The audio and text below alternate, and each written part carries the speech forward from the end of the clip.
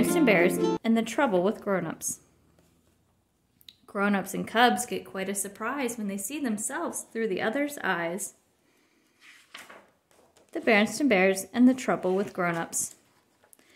Even though it was bright and clear outside the Bear family's treehouse, there was a storm brewing inside.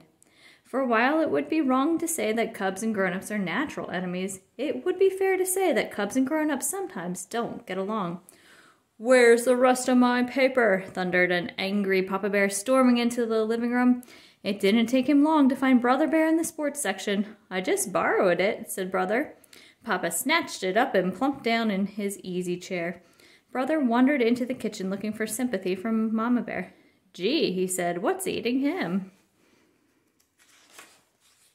"Your father looks forward to his evening paper," Mama said, "and he has a perfect right to be annoyed when half of it is missing. And furthermore, I'll thank you not to refer to your father as him." She stomped out of the kitchen. "Why not? He's a him, isn't he?" "Gosh," said Brother, "what's eating her?" What was eating Mama was Sister Bear. Sister had been on the phone with Lizzie Bruin for almost an hour. "But Mama," she protested when she was told to say goodbye. "Don't but Mama me," said Mama Bear. "This is not your private phone. You've had all day to talk to Lizzie at school, and you'll have all day to talk to her tomorrow. So hang up that phone now." Sister did as she was told. Later at dinner, Brother and Sister got into a little more trouble. "Peas and mashed potatoes again," said Brother under his breath. "And what," Papa asked, "is wrong with peas and mashed potatoes?" Brother was about to answer that they'd had them 3 days in a row, but he thought better of it. Instead, he began counting and spearing peas onto his fork. 1, 2, 3, 4. "What are you doing?" asked Sis. "Trying to see how many peas I can get onto my fork at one time," he answered. While Brother was counting peas, Sister was working on her mashed potatoes. She patted them into a little mountain, and then, using her spoon, she pressed a cup into the top. "Pour it right there," she said when Mama offered her gravy.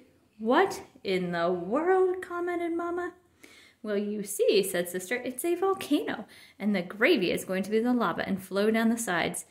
"That'll be quite enough of volcanoes and counting peas," shouted Mama. "Food is to eat, not to play with."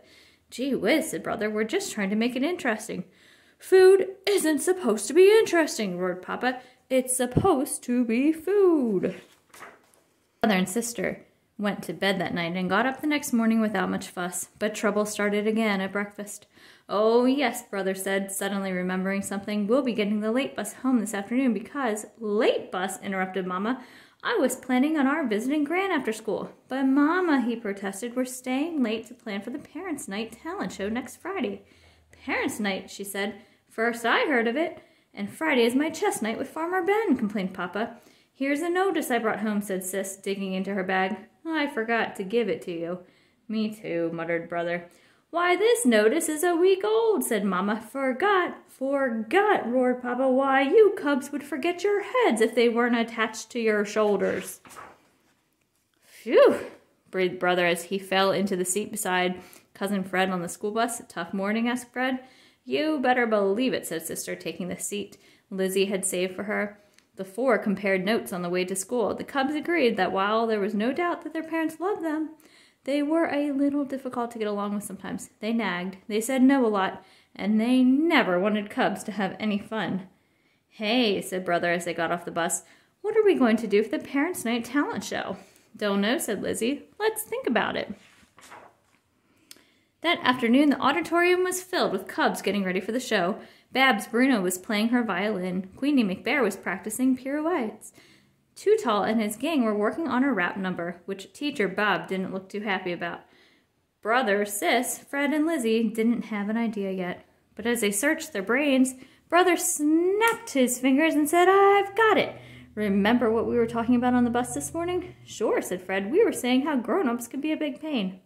"Well," said Brother, "let's put on a play about that and call it The Trouble with Grownups," shouted all the others. "Sensational," said Sister, as they slapped hands, delighted with the idea of showing parents how hard it is being a cub. Putting on a play is easier said than done. You have to write it, figure out who is going to play the parts, then memorize it. Then you have to worry about costumes and scenery. The Cubs did all that. It was hard, but it was fun, and they did it all in secret. Costumes for Fred and Lizzie were easy. They were going to be brother and sister, so they just borrowed their extra clothes. Getting costumes for brother and sister wasn't so simple, because they would be playing their own Mama and Papa. They managed by letting Gran in on the secret. She was a wizard on the sewing machine, and she made them great-looking little Mama and Papa costumes. The four practiced their parts, and before they knew it, it was time for the big Parents' Night talent show.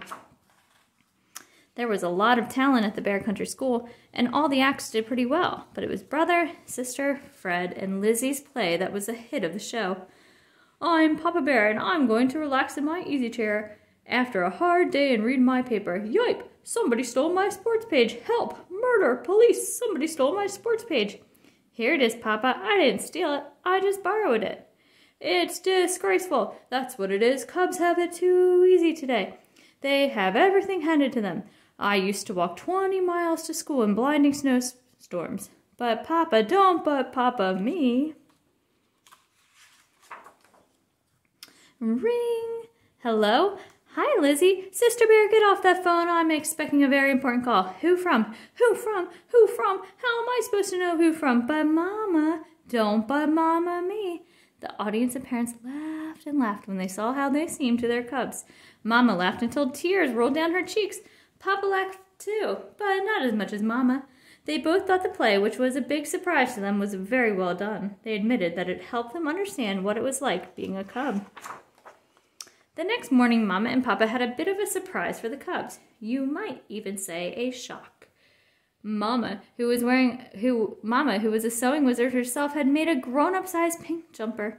Wearing it, she looked like a huge sister bear. She even had a pink bow. Papa, wearing a red pajama top and blue bottoms, looked like a gigantic brother bear. The cubs were confused. It's very simple, explained Mama. You helped us understand what it's like being cubs. By pretending we're the cubs and you're the grown-ups, we're going to show you what it's like being parents. Before brother and sister could say a word, Mama and Papa began acting like cubs. Where's breakfast? I'm hungry, shouted Papa. I hope we're not having that gooey oatmeal again, screamed Mama. Ooey gooey oatmeal, ooey gooey oatmeal, shouted Papa, jumping up and down. Brother pulled sister into the living room where they could hear themselves talk.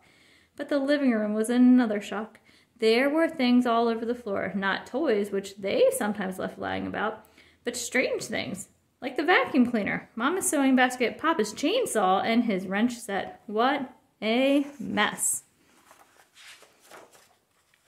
The cubs understood. Mama and Papa were showing them what it was like having to pick up after them. Mama and Papa ran through the mess and headed for the front door. Brother cried, please don't bang the... But it was too late. Papa banged the door so hard it shook the house. Brother began to smile. Sister began to giggle. They went out on the stoop. There were the cubs, Mama and Papa sporting about on the lawn. Mama jumping rope. Papa trying kick turns on Brother's skateboard. But their feet got tangled, and they sprawled head over heels on the grass. Pretty soon they were all laughing so hard, their sides ached. Later, when they were back to being themselves, Papa said, I have a better idea how cubs feel now. Mama agreed. Brother and sister admitted that they had a better idea how parents feel too. Boy, said Brother, you two sure know how to act like cubs. After all, we were cubs once ourselves, said Mama. And here's the thought. You'll be grown up someday, and each probably have cubs of your own. Brother and sister thought about that for a moment. They looked at each other. Then they looked off into the distance and thought about it. It was something to think about. The end.